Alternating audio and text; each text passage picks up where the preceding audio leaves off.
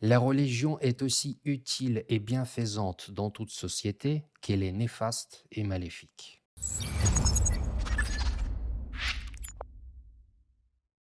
Beaucoup d'études prouvent de manière expérimentale que des idées religieuses, même chez les athéistes, augmentent significativement les comportements prosociaux au détriment des comportements égoïstes.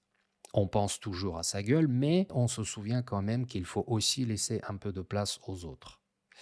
Le problème, c'est le revers de la médaille, qui est presque jamais évoqué.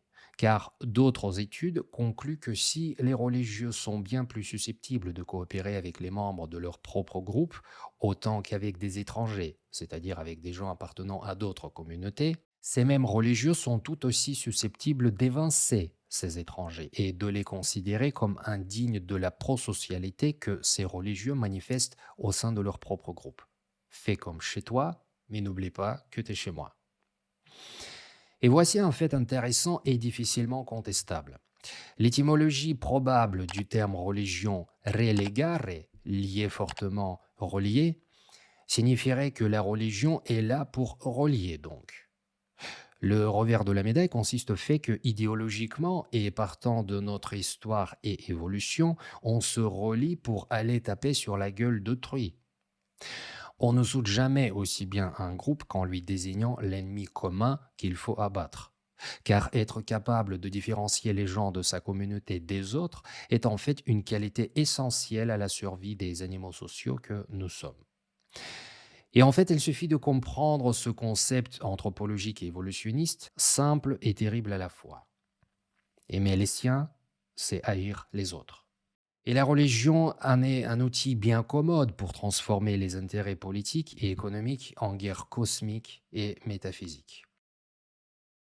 La religion offre une légitimité morale à la défense d'une cause et au recours à la violence pour la défendre. Toutes les religions, disparues ou présentes, lisent le monde à travers une certaine grille de lecture morale, ce qui permet à leurs fidèles belliqueux de traduire leurs conflits en dichotomie absolue et de maximaliser toute confrontation. Celui qui ne partage pas ma vision du monde doit s'y soumettre ou disparaître. Alors la religion est un pharmacone, du grec médicament et poison à la fois, c'est-à-dire quelque chose qui apporte une solution et détruit en même temps de l'autre côté. Les sources sur lesquelles je me suis appuyé sont mentionnées en dessous de cette vidéo. Et abonnez-vous à mes podcasts New Point of View 2.0, de la philosophie moderne et de l'intelligence sociale. Découvrez-y justement un des derniers podcasts, comment on peut arrêter la guerre et en quoi est la noblesse du patriotisme. Les liens sont en dessous de la vidéo. Abonnez-vous.